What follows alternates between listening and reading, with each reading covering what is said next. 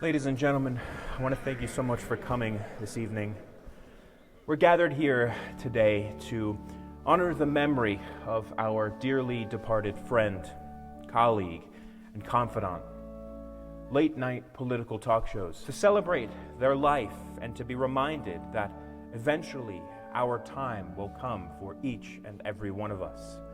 And although they are sadly departed, they live on in our thoughts and our hearts as we remember how each of our lives has been touched by them. Late-night TV politics is survived by their partner, daytime television for retirees, because honestly, who else watches that shit? And their son, mediocre celebrity podcasts. So let us all raise a glass to celebrate the life and memory of our dearly departed late-night TV politics. I will remember you. Nigga, nigga, nigga, nigga, nigga, nigga, nigga is in every song. Will you remember me? Look at my fursona's knotted otter cock. Don't let your life. Who is doing the lying? Aliens. We've not my own charity, the Ching Chong Ding Dong Foundation for Sensitivity to Orientals or whatever. Late night is such an interesting form of entertainment to me. Having such a rich and illustrious history across decades of American entertainment, it's kind of hard to pin it to one or even a small few characteristics and traits that all of it shares. But it is a format that has seen pretty significant decline in recent years, especially with the advent of the internet and streaming services. To a lot of people, the format is kind of outdated and out of touch with what people want nowadays. And speaking of outdated and out of touch, I want to focus on one late night host that I feel exemplifies a large part of the reason that late night, and specifically political late night, is falling out of favor with the public. A figure with a decades-long career, with a lasting legacy that spans from comedy to politics. That's right, today we're going to be talking about Bill Maher. Hey, where are you going? So, if you don't know who Bill Maher is, now is your chance to leave before you become an overall less happy individual. Bill Maher started out his career as a stand-up comic in the late 1970s, and throughout the 80s made regular appearances on The Tonight Show with Johnny Carson and later host David Letterman. Please say hello once again to comedian Bill Maher. But it wasn't until 1993 that Maher would make a lasting impression on the television scene, being offered his own talk show on Comedy Central called Politically Incorrect. Politically Incorrect was, as you may have guessed, a political talk show. Each episode started out in the typical late-night format with Maher giving a monologue. Well, thank you, and hi, I'm Bill Maher, and this is Politically Incorrect. Which usually ended with him introducing that night's group of guests, who would all form a panel to discuss various political topics. All right, fasten your seatbelts for a bumpy ride. Question number one. Now, it was no secret that at least during this time, 20 to 30 years ago, Maher was what would have been labeled a liberal progressive type. I know you guys hate doing it. Why don't you reform the system? Well, we want to, but everybody wants to, the nobody Democrats. has it. While Bill was very critical of things like the Republican establishment and organized religion, I'm the one who's saying I don't know. I don't know, and that's okay that I don't know. You're the guys who are saying I have to know, and the answer is that he did it in 6 days, and he made woman out of a rib. That's what's childish. it was his anti-censorship beliefs that inspired the namesake of the show and its message. Politically Incorrect was a show aiming to discuss topics that are uncomfortable but necessary to talk about. You're implying that you can get talked out of homosexuality. Which is a real disagreement. Well, I think you can talk yourself out of any incorrect sexual behavior. With guests that were just as politically diverse as the topics they would discuss. And the show was pretty popular. Popular enough, in fact, that it was brought over from Comedy Central to ABC in January of 1997. Anyway, stick around. It's all been satirized for your protection. Thank you, folks.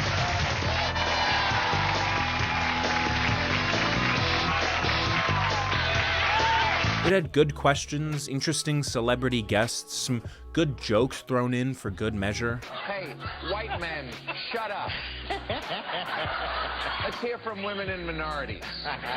Featuring Bill's ability to mediate discussion amongst his panelists each episode. And the conversations that were had on that show were unique in television for that time, with Bill's outspoken, no bullshit messaging being popular with his audience. Vote Republican and you vote to enable George Bush to keep ruling as an emperor, a child emperor, but an emperor. He was labeled as the guy who said what everyone was thinking, the guy who tells it like it is, and the political realist of television.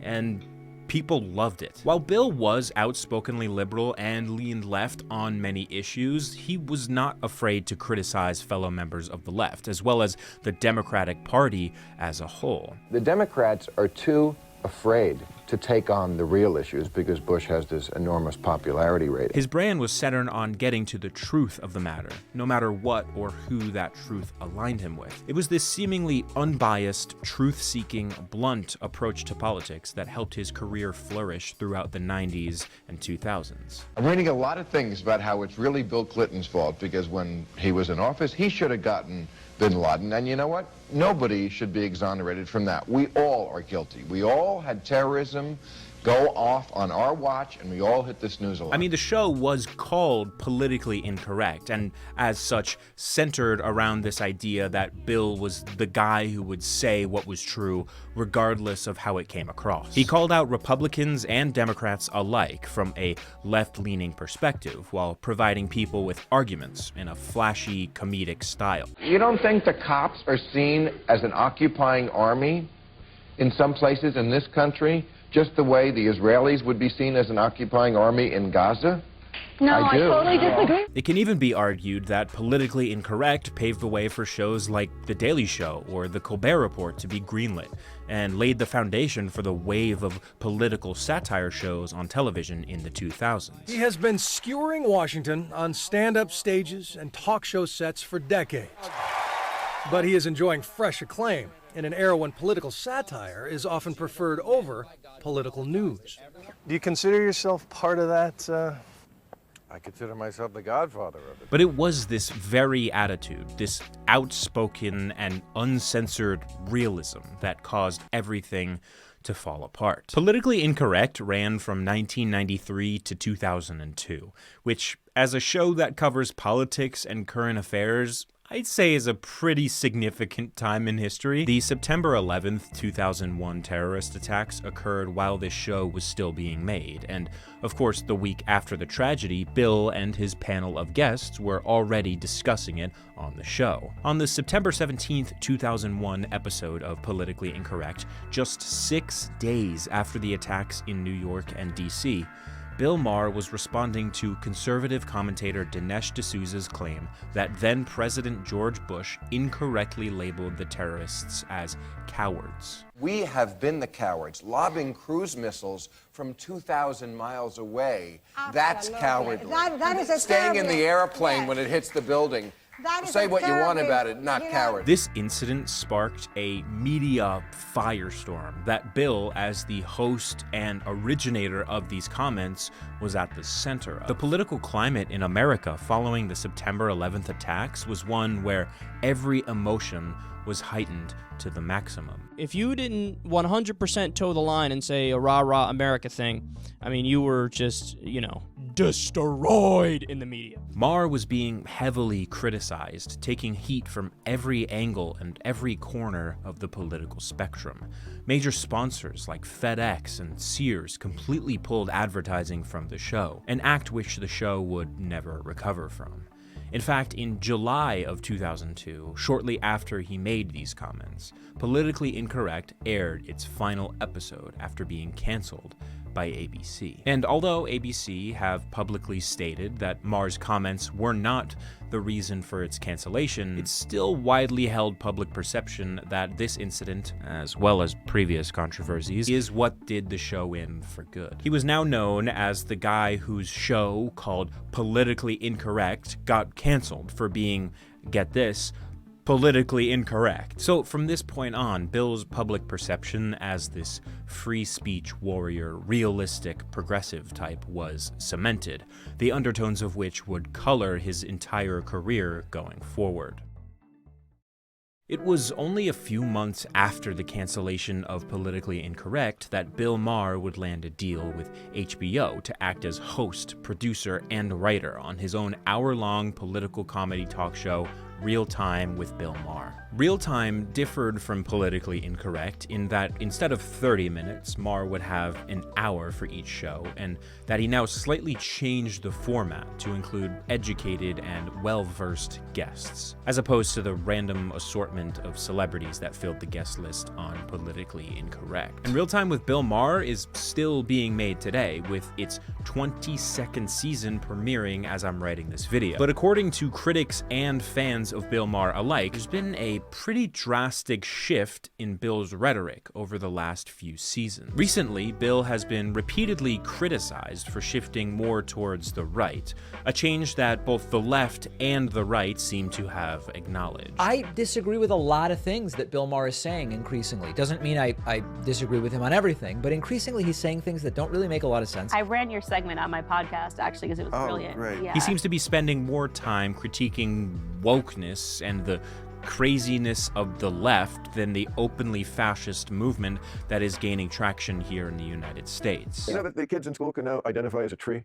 I'm not kidding. Wokeness is not something that expands on liberalism. It's something that undoes it. Liberal is a different animal than woke. You can be woke with all the nonsense that now implies, but don't say that somehow it's an extension of liberalism. So what gives? What happened in just the last few years that explains Bill Maher's shift to the right? Is he just an out-of-touch boomer whose opinion can now be discarded? Is he looking more towards conservatism as a way to preserve and protect his elite status? Let's take a look. To properly understand Bill Maher's alleged shift to the right, we need to understand where he's shifting from and where he's going. That is to say, how have his beliefs changed in recent years that leads so many people to make these criticisms? Bill Maher is 68 years old.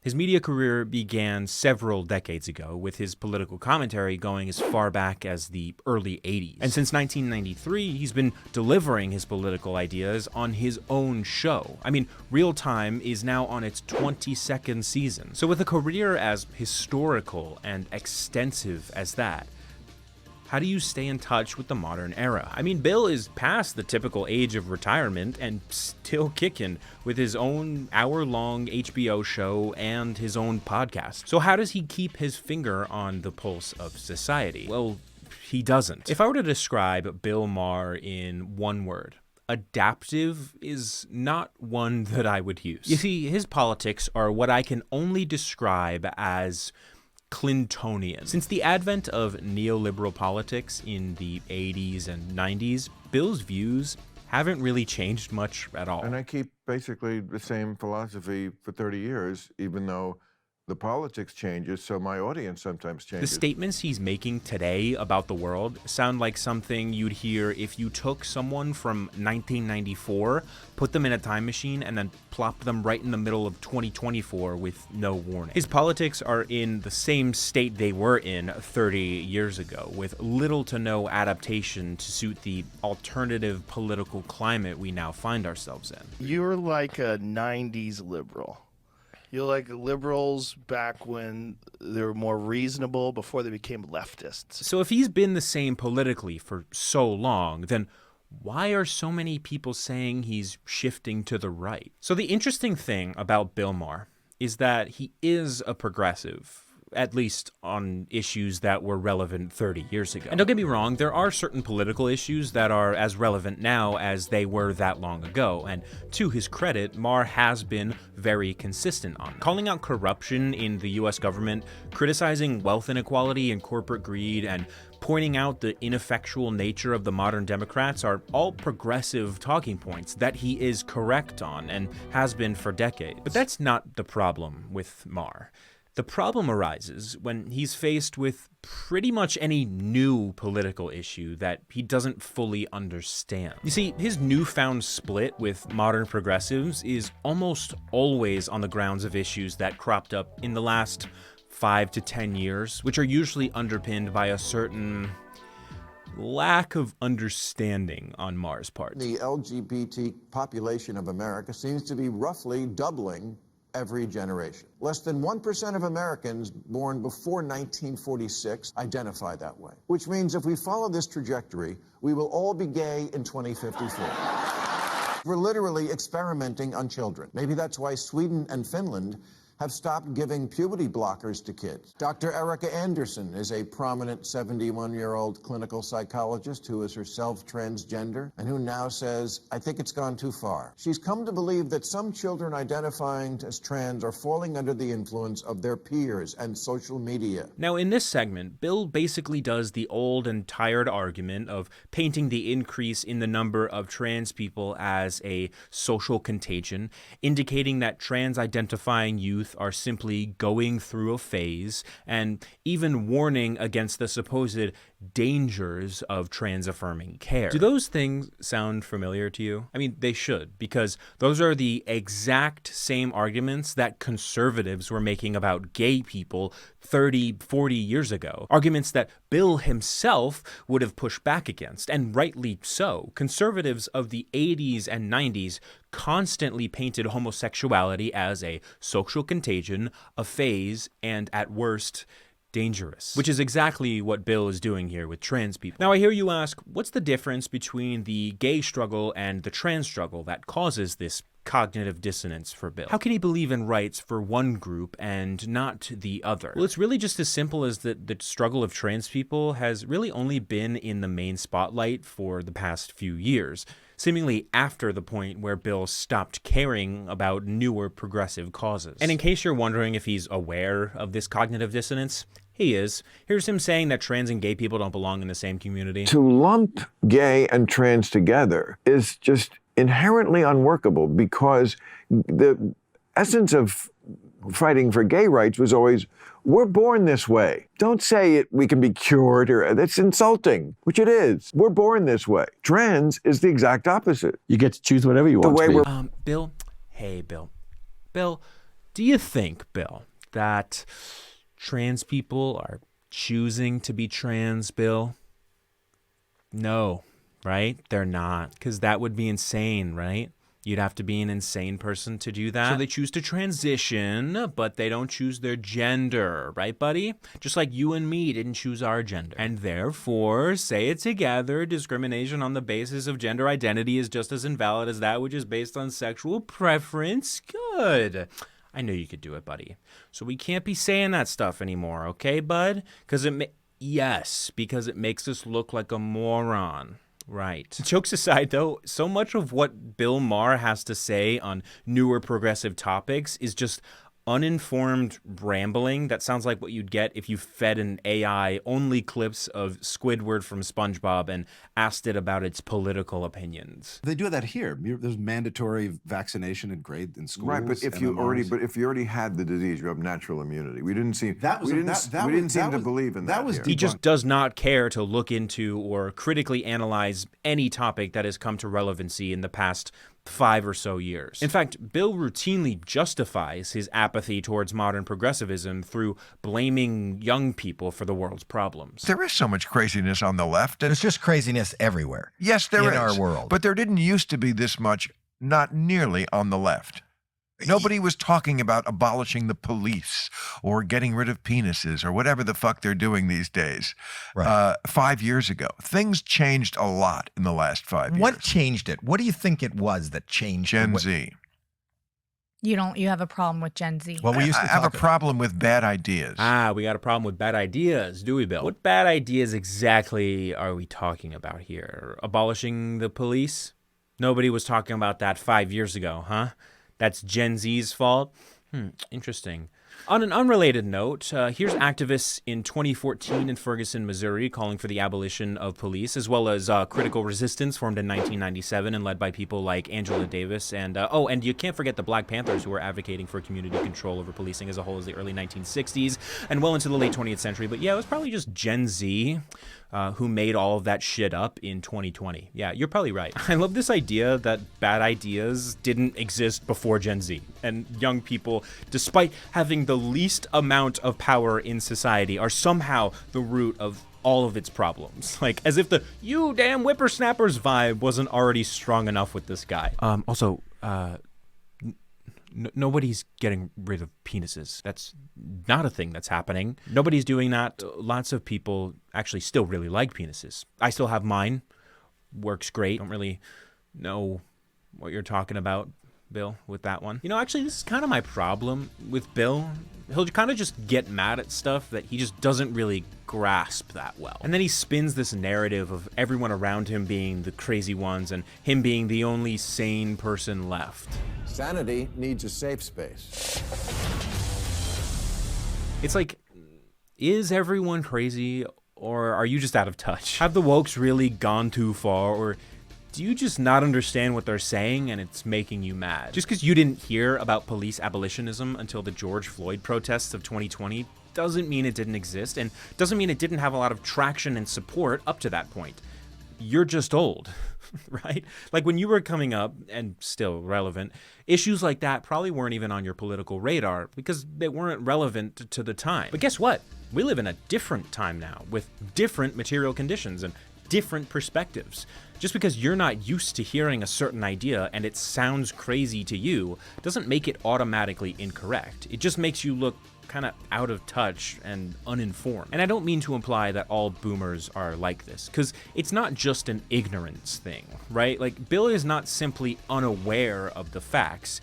He's indifferent to them and holds contempt for people who value them. There are plenty of older people out there who used to be very politically knowledgeable, decades ago, and have since resigned to acknowledging that they're not the most informed person in the room when it comes to politics anymore. That's fine. But Bill, on the other hand, while knowing very little about a subject, postures himself as the voice of reason on that subject and carries this smug and self-righteous attitude, all while being so wrong. So it's not just the fact that he's out of touch and ignorant of the facts. No, not only is he that, but he's also blatantly unwilling to engage in thorough analysis, critical thinking, or even self-reflection to examine his own biases. You see, over the years, Bill has constructed a narrative in his head, one in which he is the sole person who's remained consistent, whereas the left and the wokes are the ones who've completely gone off the deep end. He is the rational, sane voice of reason in a time where the loudest voices are those of extremists. The far ends on both left and right have gotten way too much attention, which begs the question, how do you suck all the oxygen out of the room and still not get any to your brain? But is that true? Has the left gone too far with its rhetoric, to the point where we can write them off as lunatics? Well, a good way to determine the veracity of Bill's claim here is to evaluate the merit of what is being said. Bill's spiel about why he disagrees with what modern progressives say is less based on providing facts or any counter evidence to their claims, but more on, like, vibes. Most of the criticisms he has of the modern left just boil down to, well, that kind of sounds weird and crazy to me, so it must be wrong. Like, seriously, when you listen to him talk about an issue he disagrees with progressives on, he appeals to optics and feelings so much that sometimes it's hard to even tell what his actual point is. His commentary is almost entirely reliant on the viewer already agreeing with him, so he can do the whole "get a load of these guys, huh?" thing for like 11 minutes straight. And that makes it really easy for him to paint this narrative of like, everyone around me is crazy while I'm the rational, sane one. After all, I've been consistent in my beliefs for the last 30 years, while the left has gone woke. But like, even putting aside whether or not the left has gone woke or off the rails for a second, Is consistency inherently good in politics? Like, I understand the basic argument to support that, right? Like, if something is true, it's true no matter the surrounding political discourse, and therefore we shouldn't cater to any new or differing rhetoric if it means sacrificing positions we know to be true. I understand that much. But it is important to not mistake principled and well-founded beliefs for just blatant stubbornness, which is exactly what Bill is doing. He would like you to believe that his consistency over the years is an indication that his positions are true, but it's more a reflection of the unwillingness to change his positions than anything else. We know this because, as we said earlier, his criticisms of newer political ideas aren't really based on facts and evidence, but how he feels about it, how it sounds when you say it. They aren't wrong because they don't align with reality. They're wrong because they're different and foreign to him. To Bill Maher, anything that falls outside of the window of acceptable political discourse must automatically be wrong, whether or not it can be justified with reason and evidence. And that is the problem with this argument from consistency. Consistency in political belief, especially for that long, comes at the cost of thorough analysis. Clinging to an outdated worldview or political framework prevents you from accurately analyzing the world as it currently exists, and instead necessitates the imposition of a certain framing onto any given issue. I can't properly analyze the more recent systemic attacks on trans people occurring in the last few years if I'm unwilling to change my worldview that was developed decades before the issues arose. It pretty much guarantees that whatever analysis I do is unscrupulous and biased. And this bias, coupled with Bill's smugness and utter refusal to change his positions on anything, results in some pretty interesting moments, to say the least. But we do, you will acknowledge the fact that you and I have white privilege.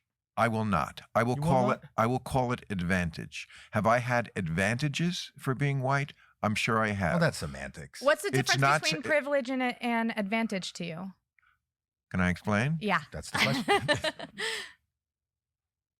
Advantage means like when I was starting out in the early 80s when we were comics. Could there have been a moment where I was up against a black comic to get a job at the Chuckle Hut in Cleveland, and the comedy owner said, okay, let's go with the white guy, right? Because we'll probably do a little more ticket sales on Saturday night. I mean, this is 1980 after all. Right. That could have happened. Absolutely. And that's not that would privilege?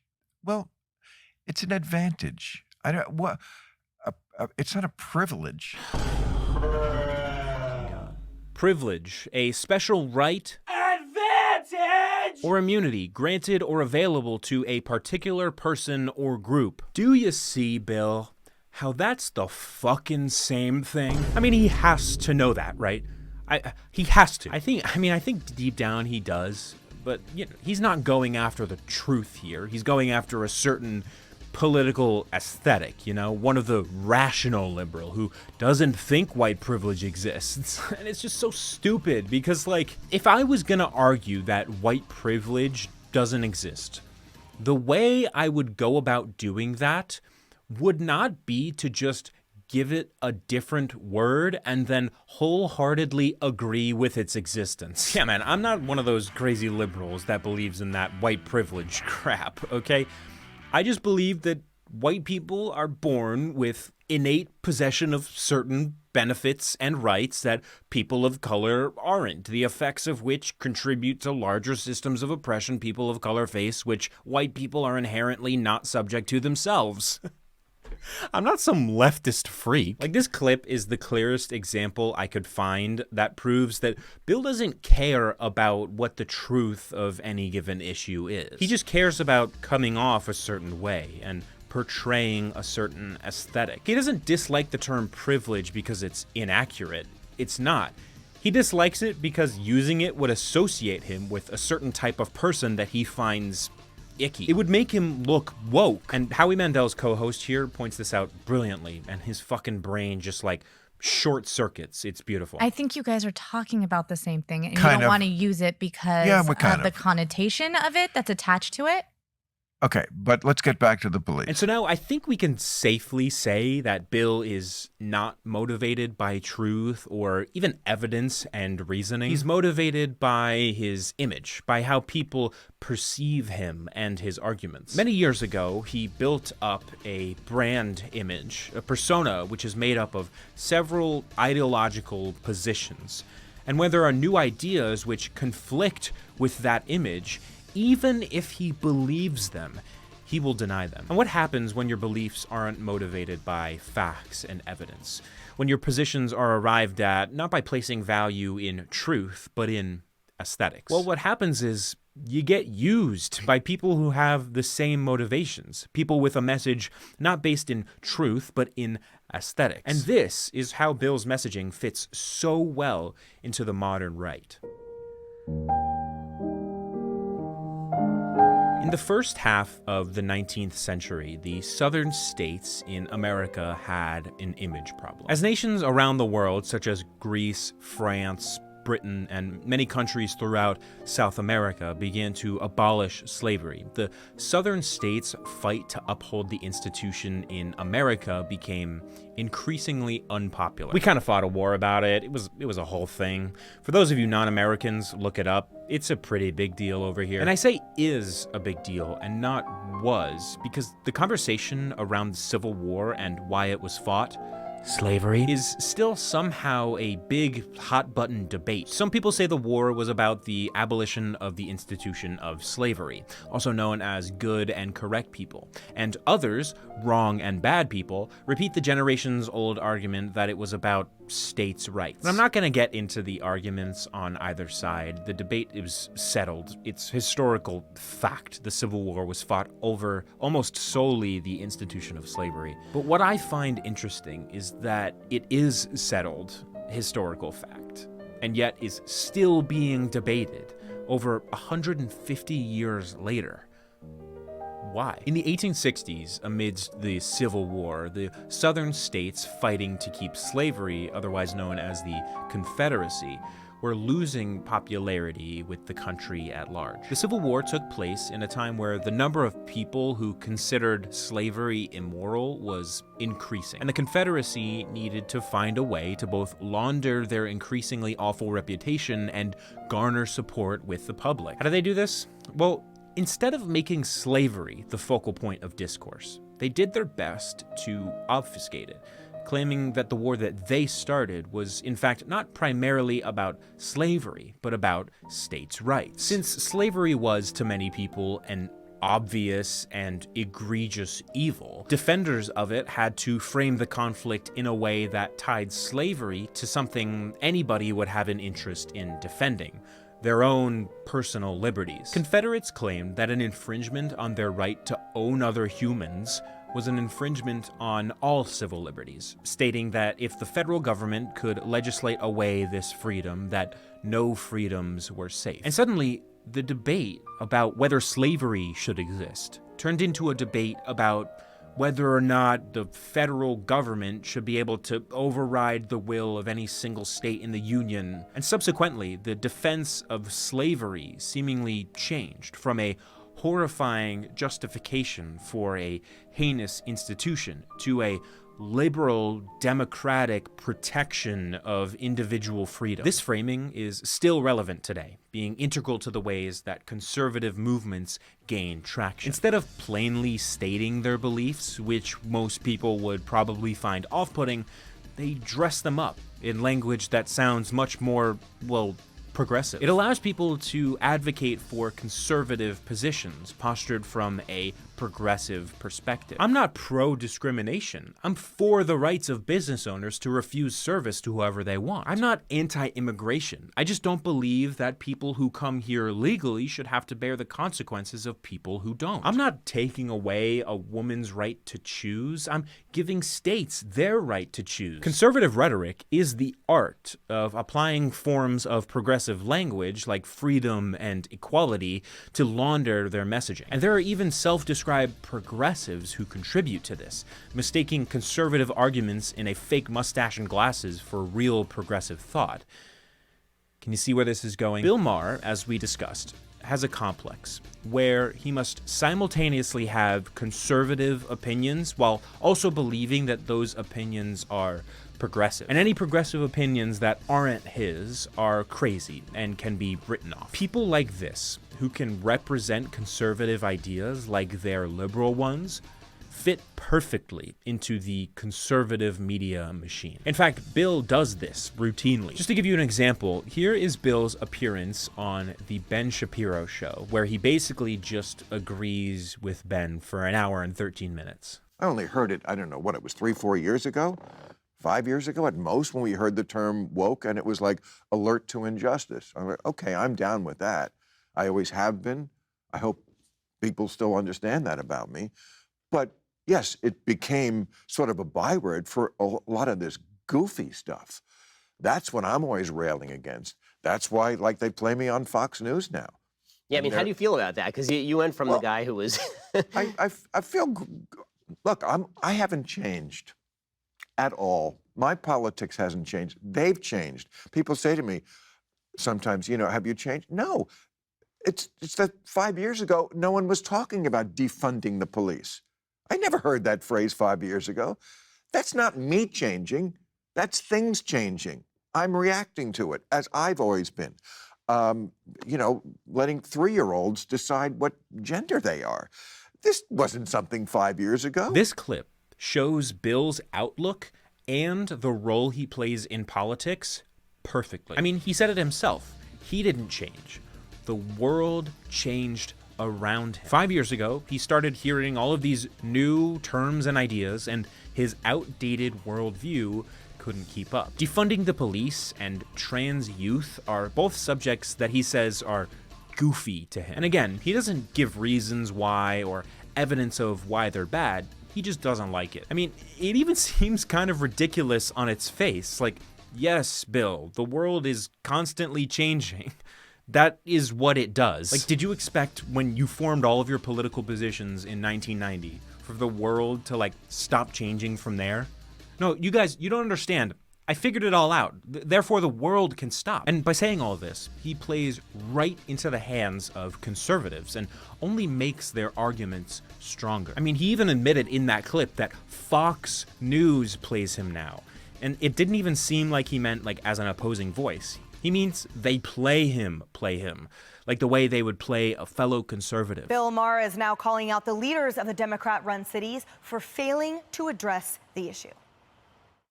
It's, again, the same principle as I was saying before about, like, the reverse of what liberalism really is. Liberalism is, for the sake of humanity and compassion, can we get these people off the streets? And woke is, how dare you ask them to move? This is their home. They have rights. No, it's not. Don't pretend that you love migrants so much, and then when we send them to you, you don't like them. You're full of and we can see that. Yeah, you liked them when it wasn't your problem because you're not a border state. You know, that's really the issue with all of this. Like, if Bill Maher is a conservative now, fine. Whatever. But it's the pretending that gets me, you know? It's him saying that X, Y, and Z is real liberalism, and liberalism that's not my liberalism isn't really liberal. It's like, and all while he's agreeing with Ben Shapiro and Fox News. As long as he's allowed to pretend like what he's saying is progressive, he's only helping conservatives deliver their arguments. Because, like, Fox News, right? They could just get some openly conservative guy to say the same things that Bill is saying here. But they don't. Because conservative arguments, when made by a conservative, are fine and whatnot. I mean, they're wrong, but sure. But when made by someone who is ostensibly liberal, it lends credibility to the argument. It gives them the ability to say, even the left cannot deny that we are correct, using Bill Maher's talking points as their evidence. It's a gift to them. So now, not only is Bill's rhetoric incorrect and honestly hard to watch, but also dangerous. I mean, fuck. Literally every single one of his New Rule segments from Real Time are some fucking boomer, like, anti-Gen Z, fucking borderline conservative, or even flatly conservative horseshit. It fucking sucks, man. So, in conclusion, I think it's important to say here that the difference between Bill Maher and someone who's actually progressive, because I don't think Bill is really progressive. The difference is that if you're a progressive and you can't adapt to an ever-changing political climate, if your worldview can't hold up against or adapt to new and better ideas, then you're failing at being a progressive. Because, like, as we said earlier, someone like Bill made their mind up 30 years ago on pretty much every issue, because that is what progressive is to him. A set of ideas, a collection of positions. And that is where he is mistaken. Because progressivism isn't a set of ideas. It can manifest as that, but it isn't that. It's a philosophical framework, a set not of ideas, but of principles, ones that can be applied to any issue, new or old. And the failure to apply it is an indication of a lack of principles. And that's why it's so important to criticize this type of rhetoric on the left. It literally does not have a place within the left and only helps conservatives make their arguments. And like he said on Ben Shapiro, he's aware of it. He just doesn't seem to care. He doesn't think it's his responsibility to adjust his worldview as time goes on and things change. He'll keep the same opinions he's had for 30 or 40 years and then wonder why people think he's a conservative when he speaks out against trans people or against taxing the rich or against the existence of white privilege. And because of this, Bill Maher has become the very thing that he set out to destroy. A rich, elite, out-of-touch, old white man speaking confidently on subject he doesn't understand, all just to defend the status quo and the establishment. A reactionary. He probably even thinks he's doing the opposite. When he calls out the wokes or the craziness of the left, he thinks he's doing the world a favor, and it's this exact mindset that allows him to feel confident about his politics while doing absolutely zero introspection or analysis. Since he views himself as the voice of reason, the one guy who hasn't gone crazy, he has no incentive to ever change his position on anything. And after enough time of that, no matter how progressive you used to be, you will inevitably end up on the right. It'll probably start with you not grasping some issue, then you'll speak out against it, then the left will criticize you for being wrong, then you'll feel attacked and blame your critics for the problems on the left, simultaneously isolating yourself and pushing out other progressives. Then you'll build this idea up in your head that it can't be you who's wrong, it must be everyone else. Then conservatives will start to approach you, looking to take advantage of that feeling, telling you you're right, agreeing with your points. And the more you distance from the broader left, the more you have in common with the right, and before you know it, you've gone from being on Fox News as a political opponent to being on Fox News as a guest, a full reactionary conservative. The fact that you don't like Trump and are pro-choice won't be enough anymore to distinguish you from a conservative, and you'll be welcomed with open arms into the fold, a former liberal turned conservative. So I guess just like watch John Oliver instead.